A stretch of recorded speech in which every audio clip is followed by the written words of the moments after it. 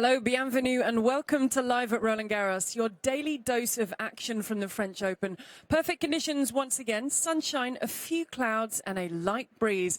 And coming up, action and reaction from day 5 with play still taking place. We're going to bring you the very latest of what is taking place.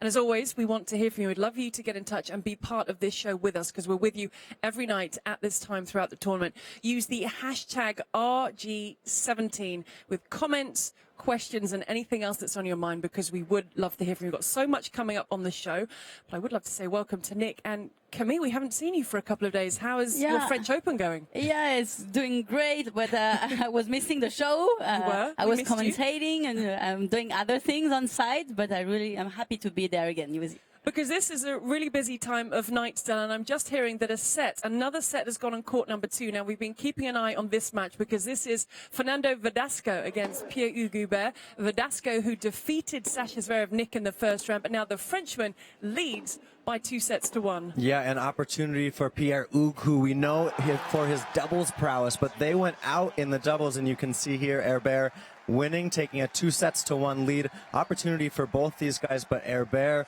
going out in the doubles, so now has a chance to go further in singles. Yeah, and a server volley on clay, it's weird, but he's going to make it. And Verdasco is a very good clay court player, a lot of experience, more than Pierre-Hugues Herbert, so it's a very good surprise for the French guy. So we're going to keep you across that one. Pierre-Hugues Herbert leading Fernando Verdasco by 2-1. We've also got Simona Halep in action, and we have Karolina Pliskova. So plenty of that to come throughout the course of the half hour that we're with you this evening. But we want to get straight to our match of the day. It features the world #1 and last year's finalist Andy Murray, who did not have it all his own way against Martín Čilić.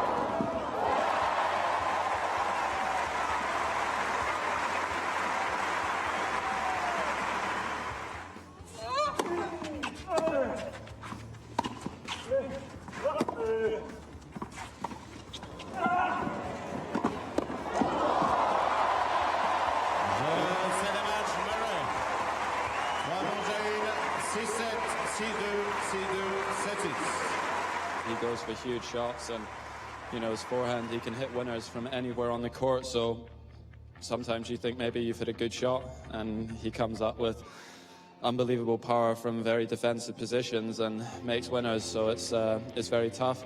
I tried to play a solid match, and as the match went on, I started to hit the ball a little bit deeper, was able to dictate more of the points, but when he's controlling with his forehand, it's very difficult. So Andy Murray is through. They were his on-court thoughts. He has, though, just held his post-match press conference. So for us, we're going to head straight to join Eli. Good evening, Eli. Hi, Gigi. We just we're outside here of the press center on Court Philippe Chatrier, and I'm joined by Eleanor Crooks from the Press Association. They just walked out of the Andy Murray press conference literally like 5 minutes ago. I had to rip her off her desk because she was typing away. Eleanor, what happened in that press conference and what did Andy Murray have to say? Okay, so the message from Andy was definitely one of positivity. I think anyone who watched the match will know that it wasn't the greatest match he's ever played in his life, and he wasn't happy with the way he served. But apart from that, he wanted to stress the things he felt he did well. He was very pleased with how he felt physically. It was a 3.5-hour match, but he said he could happily have gone to a fifth set, and he was also happy with the way he managed to change his tactics around. He obviously lost the first set. Klizan was very much in control, was dictating with his forehand, but Andy managed to change that and come through in 4 sets in the end. So he was trying to be upbeat. He also he plays Juan Martín del Potro next, which I think most people think is going to be a pretty tough test for him. But he was keen to say that he feels that's one that he can definitely win if he plays at a good level. And he also talked a bit about his behaviour towards his box. It's something that a lot of people have picked up on, and again he was pretty negative today. He was shouting a lot of negative things at himself, at his coaching team. So he said that yes, he knows it's something again that's hard for them, and that he does want to get better, but he feels that he has improved with that. Okay, great. So you guys who follow him all year long, you guys know him best, and so he's being positive. What's the real scoop? What do you guys think of Andy Murray's situation? What's his form? How far can he go? Yeah, well, it was strange coming here because I think normally you expect Andy to get through the early rounds pretty comfortably, even if it doesn't actually turn out to be that way. That's the expectation this time. Didn't really know what to expect. Even the first match against Kuznetsov, there was a feeling he could struggle. I think most of us felt like actually he came through that one pretty well. He finished that strongly. This one maybe not so positive. He was very passive in the first set. He did allow Klizan to dictate, and although he did improve and he did change it up, I think he will have to play an awful lot better against Del Potro to win that one. That's fantastic. Thank you very much, Eleanor, for being with us. We'll let you go back to work. Gigi, back to you guys. Thank you. Yeah, let Eleanor get back to work. She's got to file her copy for this evening. Eli, we are going to send to court too, because this has just happened. The third set went the way of Pierre-Hugues Humbert. Fernando Verdasco has just broken to take the first game in set number 4. Yeah, topsy-turvy. I mean, Verdasco's coming off that big win over Sasha Zverev, and Verdasco is a veteran. You wonder if Herbert is going to be able to close the door, but we're going to watch this closely tonight to see exactly how it plays out. Yep, I think that's where Eli's off to next. And Camille, I was just wondering, when you were on court, did you shout at your box, or were you very polite on court? You don't seem like a shouter. She doesn't, does she? Yeah, maybe, like tennis is getting crazy, because Andy Murray is such a nice guy outside the court, but on court he can't, he can't stand losing. And now me, I was very quiet, but maybe it helps sometimes, yes. just being rude, okay, you get a warning, but then it makes, the energy coming. So I'm not that strict, against people who are shouting to the box, because it's a way of expressing himself. And Alizé Cornet as well, she's like that with the box. Now, a lot of players, Arnaud Clément in the past, he was a very nice guy, and with the ball keys, he was terrible. So we have to analyze that, but he's not that terrible, and the coach knows, and of course he has to improve. But I mean, it's the way to express your feelings, your like. I think it helps him. I really do. I think definitely. It helps him get out that stress. And the key thing is, he is not going to change now. Someone who doesn't yell at his box is Juan Martín del Potro. Now, he went out on court today, but we're not really going to be talking about the match. We're going to be talking about what happened towards the end. He was taking on Nicolás Almagro. Now, I was commentating on the match that saw Nicolás Almagro pain in the left knee against Nadal. He could barely walk off court. And Camille, the same thing has happened with the same knee against Del Potro. That's terrible, because it's very nice to see this, because when you have such a big injury, when it's the second time, and Almagro, he used to be top 10, he's trying to come back, he's fighting to come back, he's not that young, and it's terrible to feel that your body is just a mess, because twice in a couple of weeks, that means that it's something serious, and he knows it, and that's why he's so desperate.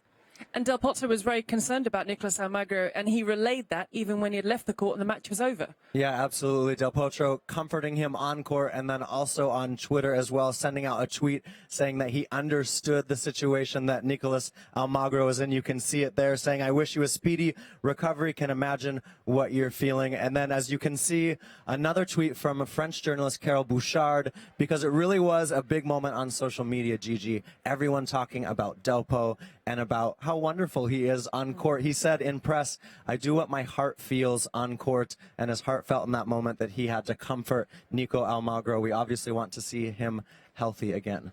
He was playing on court today, Del Potro. He played on court 6 his first match. He loves being on the outside courts. I'm afraid that dream is now over, because in the next round, he's going to play Andy Murray. And here's a little bit of what Juan Martín had to say when he came into press about that meeting with Murray. Last year, we waged fiercely contested battles.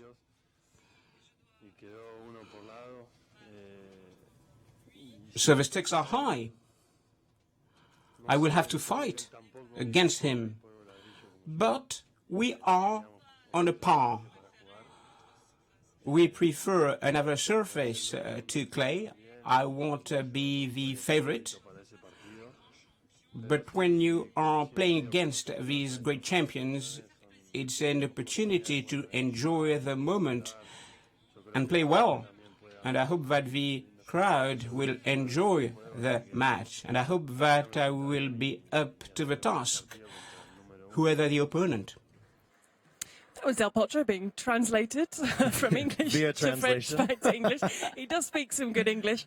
It's going to be tough against Andy Murray. It's going to be tough for Murray. It's going to be tough for Del Potro. As you said, it's not the favourite surface of either player. But what a match to have in the third round, Camille. Yeah, it's a very, very good match, because for me, when Del Potro is healthy, is fit, he's just one of the best players in the world, because he has this game, this serve, this forehand. He plays very heavy, and if Murray is playing a bit short on his first round, he had some problem, because he was not playing deep, and I think this is a problem. And against Del Potro, if he is not finding these depths, he's gonna be killed. So he needs to be really, really concentrated on this, and then there's gonna be a huge like battle from the baseline. But it's gonna be a very, very good test for Andy Murray. And the smart money is that match will probably on Philippe Chatrier. He's not going to be back on court number 6 anytime soon. Someone else who was on Philippe Chatrier today, we're still not really talking about him, Nick,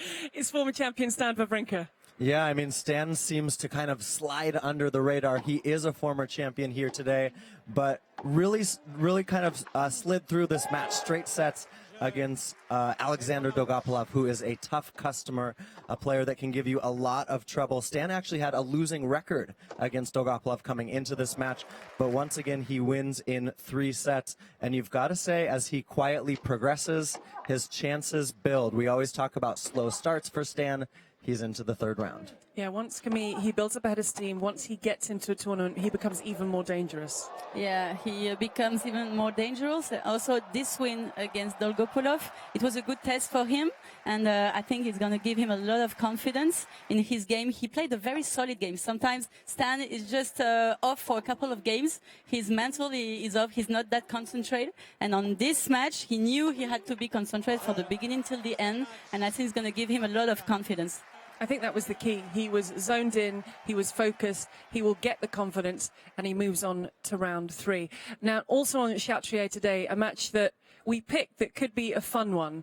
Alizé Cornet against Barbara Strycova. And I was talking to you about this before we came on air. Alizé Cornet going through, and you said, yeah, I've been on the phone with Alizé today. Yeah, just coming to the show, I was talking to her on the phone, because she's a friend of mine. We're coming from the same city in Nice, and we've known each other for ages. And she's so fresh. She starts to have a lot of experience now, and I'm really happy for her that she could make this kind of matches against Strycova. She's a very tough player, Strycova, and I thought it was a very good test for her, and to to win in 2 sets. She was down and she came back, and she had a very good strategy, playing higher with a ball that could bounce, because Strikova, she loves to hit like good balls at the shoulder. When you play higher, she's in difficulty, and she managed, Alizé, to change this tactic to win in 2 sets. Well, both Gigi and I were on radio for parts of this match. It was high quality, and Alizé Cornet using all parts of the court. I'm curious from your perspective, Camille. She's now into the 3rd round for the 3rd year in a row, 4 out of the last 5 years. What is it about the latter stages of her career that has allowed her to maybe get more comfortable at Roland-Garros? I think it's always tough for French people to play in Roland-Garros. Alizé has always had a clay court game. Obviously, she has a lot of spin in the forehand. She was born on clay, but coming to Roland-Garros, she was very nervous. And when she's nervous, she shouts at the box like Andy Murray. We know that. And I think it was not good for her. Sometimes it's good. For her, it was not that good because she was losing concentration. And now I think she balanced her emotion because she's getting more mature. And now she's just enjoying more and being more calm. And I think on courts, she can play her game, her clay court game, 100%. And it made the difference between the past year where she was very nervous. And I think also she's got a winnable match next, takes on Agnieszka Radwańska. We talk about this women's draw being so open, but Radwańska is someone who really hasn't excelled on the clay court. She struggled today as well. So Alizé Cornet, could she make the 4th round for just the 2nd time in her career? Absolutely. We shall find out. And we're going to be keeping you up to date with all the matches that are still taking place this evening while we're with you this evening. But now we want to hear from 2 former players who've been taking to the courts here at Roland-Garros this year, but for very different reasons. Instead of with a tennis racket, it's with a microphone, because both Fabrice Santoro and Marion Bartoli are the on-court interviewers. I feel the more exposed during that moment, definitely compared to everything else I'm doing here in Roland-Garros. But it's the most exciting as well. And I really need some training before. So we trained for 3 weeks before with Fabrice and Cédric Pioline as well. Looks easy to do. It's very difficult because you have to condensate in 2.5 minutes or 3 minutes. Usually you have to translate as well. And you have to get the crowd attention. I used to come in front of 10 or 20,000 people with a short. Now it's with a suit, and it's completely different. It's live. If my translation is wrong or if my question is stupid, I will know it from the crowd. So I'm just taking this job very seriously and trying my best every day. Apparently, the one I did of Petra yesterday was good. I had a lot of good comments from people. And last year when I did Serena, especially because she was struggling throughout the championship and we are such good friends, and she said some few words in French. So that was my 2 really highlights. You always have a great interview with Roger Federer, with Serena Williams, with Novak Djokovic. My goal with Rafa, for example, is try to make him speak at least give me one answer in French. He does it every day, and he's really nice. And Andy, I'm trying to bring him a smile because I know Andy since he's a kid. That was an idea to bring him the smile. I walked down to the court with my kilt, and when Andy saw me, he laughed a lot. I'm coming into the Suzanne Lenglen, and I'm commentating on Philippe Chatrier. So you have to cross and run over from the commentary booth, which you have to go first of all 3 stairs down and then run around the crowd. I just arrived when the match finished, and it's Tomáš Berdych. And I haven't seen much of the match, to be honest, because I was commentating the Chatrier, and he's so tall. And I was literally putting my mic on, trying to get 2 words out of him, and it was just so difficult.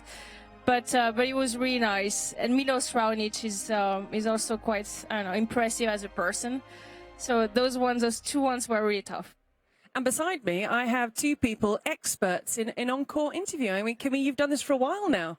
Yeah, I really like it. And for me, what is the most important thing is to think about the question that the public has no idea, to make the player express something that the public cannot see because they don't know tennis, or they know it but they haven't seen it. So for me, that's my challenge when I'm interviewing on court. Fantastic.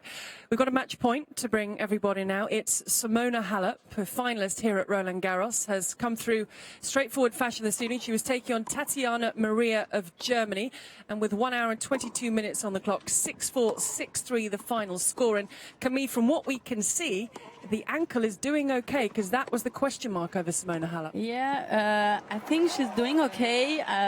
She's fitter than maybe she thinks. Her game is there.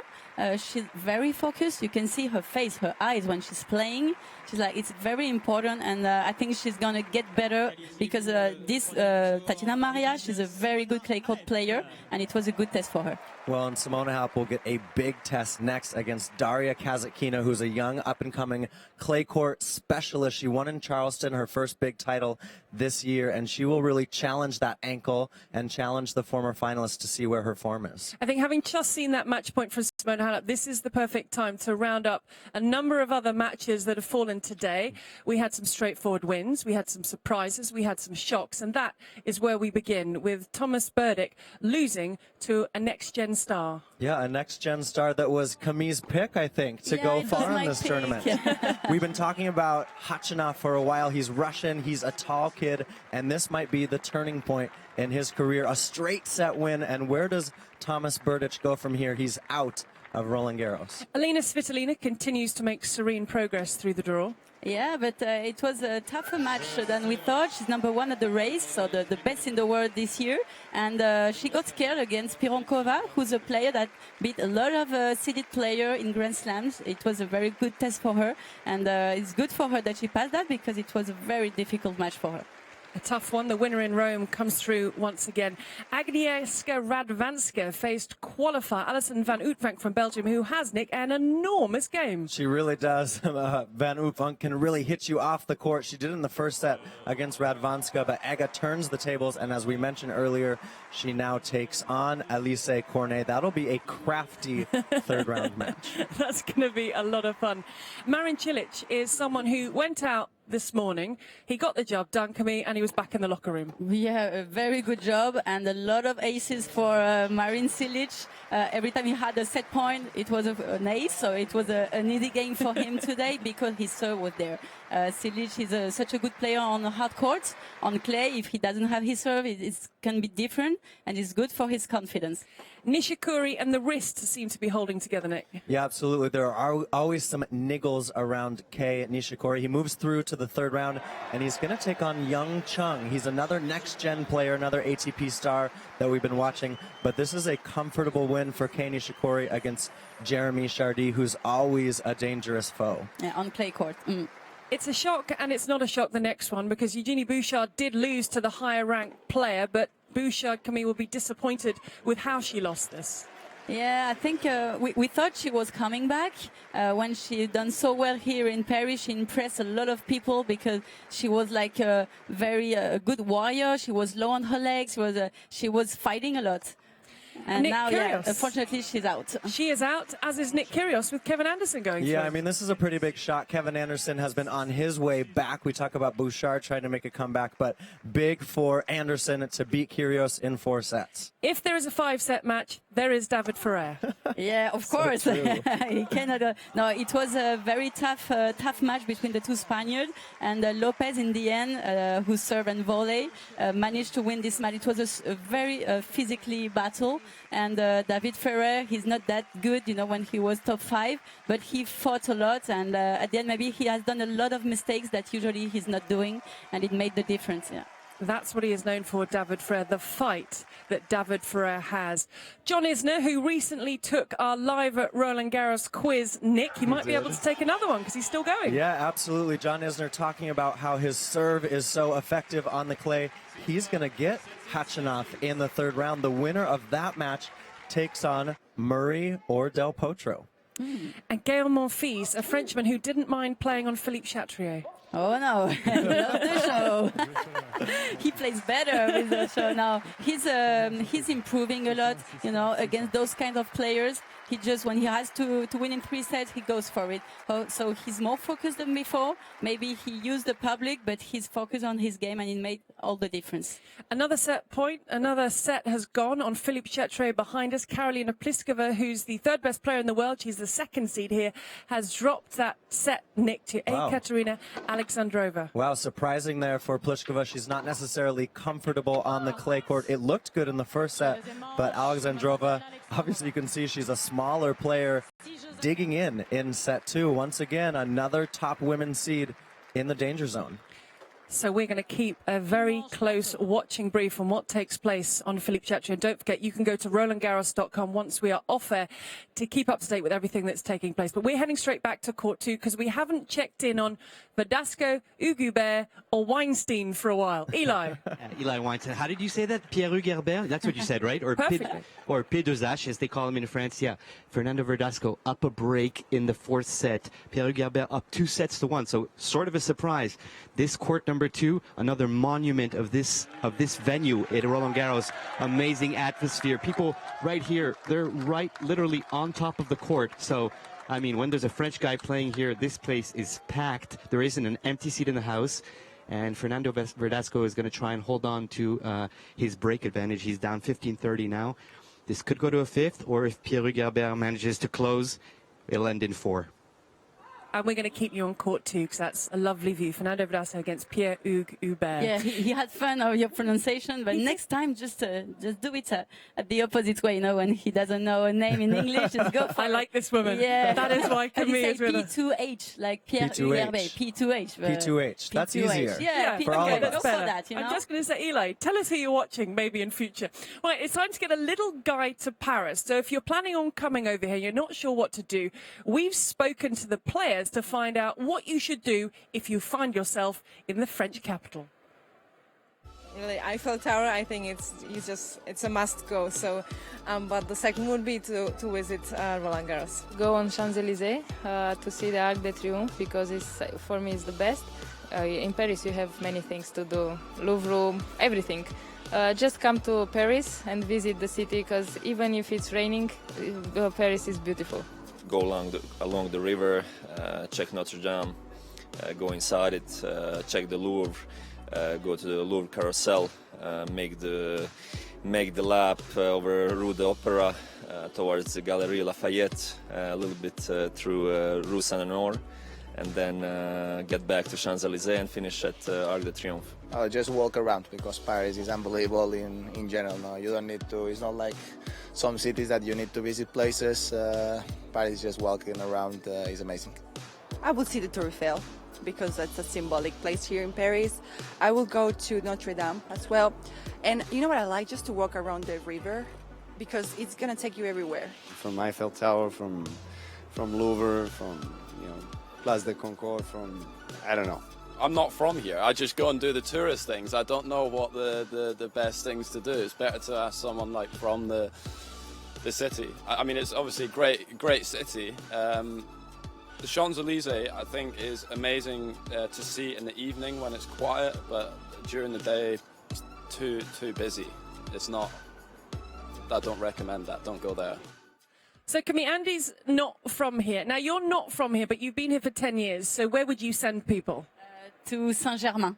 For me, it's the best place. You can have a coffee. There's an atmosphere that is amazing. You have Jardin du Luxembourg. You can go with your kids, with your wife, with your husband. So let's go to Quartier Saint-Germain. Okay, so that's where we're going. Right, Yeah, Nick, it's definitely. over to you. Social media, what's happening? Yeah, lots happening on social media, of course, during the tournament, but Serena Williams continues to be the buzz. She's not even in this event, but Venus was the one that slipped yesterday, saying on air about Serena's unborn child. What a mistake. Well, that's what people thought. It made headline news, but Serena posting on her Instagram account saying, no, it wasn't a slip. I'm still going to be surprised when I give birth. I don't know yet.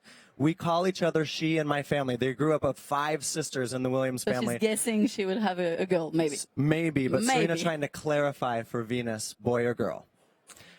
Also around the social media world, Novak Djokovic been spotted with his former coach, Boris Becker. A nice picture here from a journalist at the Jambouin practice facility, the two reuniting in a way. And then also Sloane Stephens, in a sense, announcing that she's going to come back for Wimbledon. It's really good news. Yeah, it's great news that Sloane Stephens, you can see here, confirming she'll be back for Wimbledon. She's been out since last summer with a stress fracture in her foot. We just have enough time to look at the order of play. I mean, you're getting pretty good at picking out the matches to watch. So let's run through. Let's start with Philippe Chatrier. And if you have a ticket and you're coming tomorrow on Philippe Chatrier, this is an incredible lineup. You won't be having lunch. You'll be just staying on your seat. Garbine Muguruza kicks things off out there. And then we've got Rafa Nadal and we've got Novak Djokovic. And then there's Venus Williams. That is all on the main court. Then we've got David Goffin, Kristina Mladenovic. Let's look at them here just a little bit closer. And I think the match for me, they're Diego Schwartzman against Novak Djokovic. I mean, Schwartzman this season is having a great time on clay. If we move on to Susan Longland, there you see David Goffin, Kristina Mladenovic, Luca Pouille against Albert Ramos Vinolas, and Caroline Wozniacki against Cici Bellis. So, match of the day tomorrow, Camille. For me, I would say I would love to see Nadal against Basilashvili, because I've seen Basilashvili last week in Lyon, and I got impressed, by this guy and how he can make it against Nadal, who's just the big favorite, for this tournament. Maybe it's going to be more difficult than we thought. Yeah. Now, saying it as we should, P2H is trailing 2-4 in the fourth set to Fernando Verdasco. There you go. Well done, Gigi. So it looks like it's heading to a fifth set. If you want to get the result on that, remember RolandGarros.com for all the information. We're going to be back with you at the same time tomorrow night. Keep using the hashtag RG17 if you'd like to get in touch with us as day 5 comes to an end. We'll see you soon.